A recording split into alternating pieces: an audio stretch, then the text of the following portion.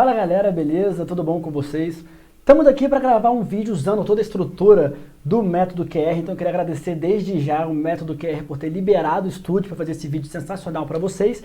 E o vídeo de hoje a gente vai falar sobre dosimetria da pena.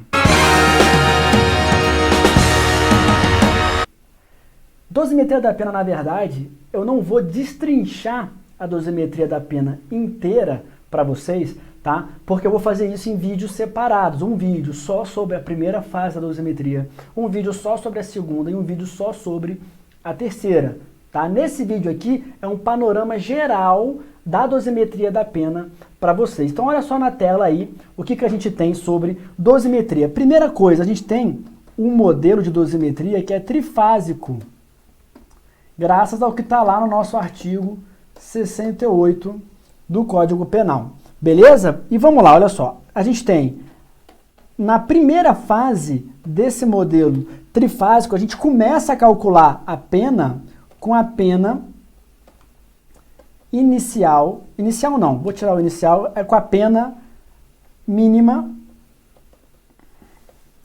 em abstrato.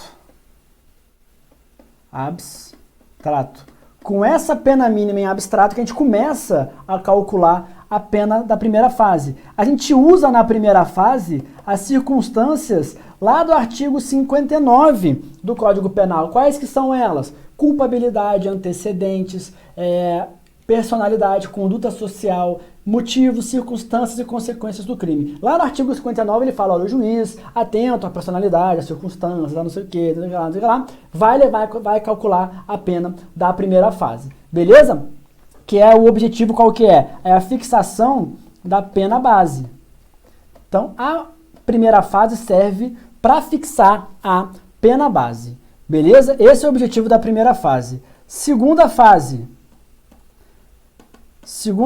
qual que é o objetivo da segunda fase? Começo a calcular a pena pela pena base e na segunda fase eu vou levar em consideração, o que vai influenciar na pena da segunda fase são as agravantes e atenuantes. É isso que vai fazer eu chegar numa pena intermediária. Agravantes e atenuantes. Então, olha só. Uma pausa.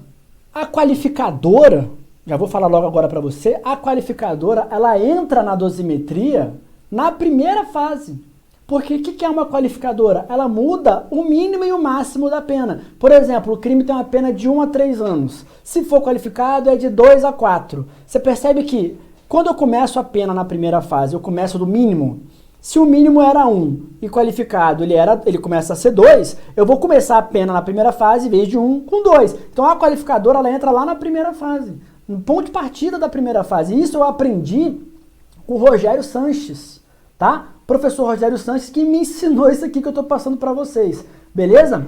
Na segunda fase eu tenho as agravantes e as atenuantes. Então, primeira diferença entre agravante e qualificadora. As agravantes têm um rol de agravante no Código Penal. Tem lá o exemplo de agravante, reincidência. Reincidência é uma agravante. A gente vai estudar as agravantes no vídeo referente à segunda fase. Vamos estudar lá agravantes e atenuantes. Agora é importante você saber que a agravante é na segunda fase e a qualificadora é na primeira fase, tá? Nem na primeira e nem na segunda, o juiz pode ultrapassar o mínimo e o máximo previsto em abstrato para o crime. Não pode, tá? Então, por exemplo, se a agravante, se a pena já está no máximo e tem uma agravante, eu vou aumentar além do máximo? Não vou. Se ela está no mínimo e tem uma atenuante, eu vou diminuir aquém do mínimo? Não vou. Vamos falar sobre isso no vídeo da segunda fase. Continuando a nossa dosimetria, tá aqui a segunda fase, não é isso? Vamos então para a terceira fase. Na terceira fase, eu começo com a pena intermediária, que eu cheguei na segunda. Agradeço aí, professor Rogério Sanches, por essa aula sensacional. Eu vou utilizar as causas de aumento e de diminuição de pena, e eu vou chegar na minha pena final. Olha aí, ó, causa de aumento e diminuição de pena. Então, volta aqui.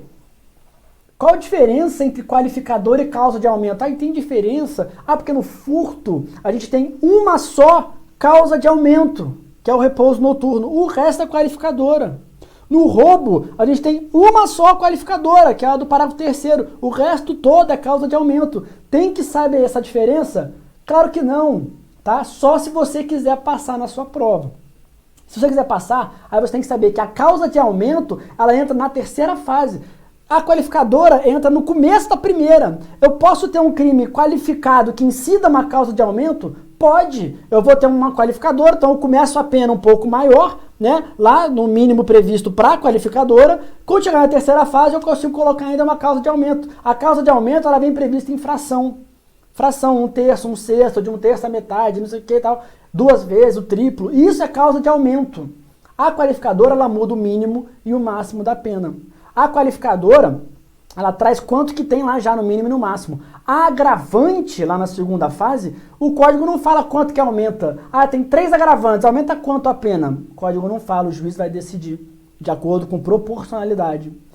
Causa de aumento, aí o código fala quanto que aumenta. Olha, repouso noturno, a pena aumenta 1/3. Artigo 155, parágrafo 1º. Agora pode ser que o código dê uma margem, olha, aumenta aí de 1/6 a metade. Então o juiz tem essa margem para aumentar a pena.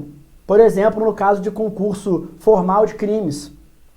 E aí a jurisprudência cria regras, enfim, que a gente vai estudar separadamente no vídeo da terceira fase da dosimetria. Mas aqui tem um apanhado geral da dosimetria. Pelo artigo 68, você percebe que ela é dividida em 3 fases. A primeira fase, a gente fala sobre circunstâncias do artigo 59. A segunda fase, agravantes e atenuantes. Na terceira fase, causas de aumento e diminuição de pena. Aí eu chego na minha pena. Cheguei na pena, o que vai acontecer agora? Eu vou ver qual vai ser o regime de fixação, né? Qual vai ser o regime que eu vou fixar para o cumprimento da pena. Com relação ao regime de cumprimento da pena, você tem que levar em consideração 3 fatores.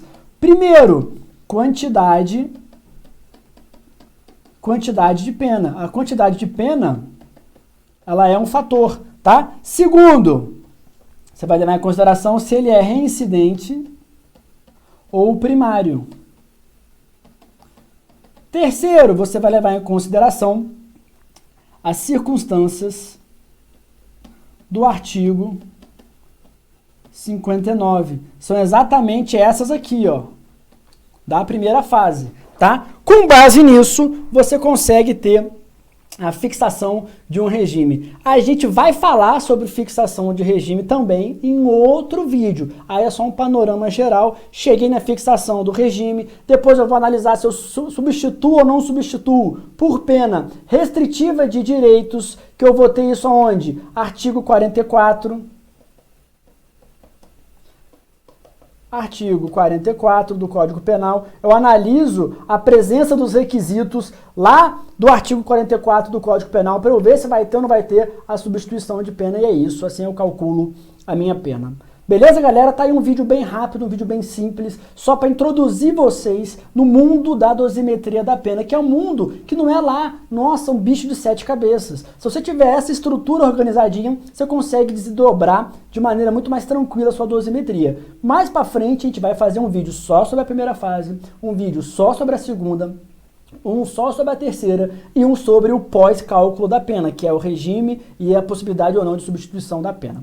Tá bom, pessoal? Então é isso. Eu encerro esse vídeo por aqui, fecha a conta aí, passa a régua. Tchau, obrigado.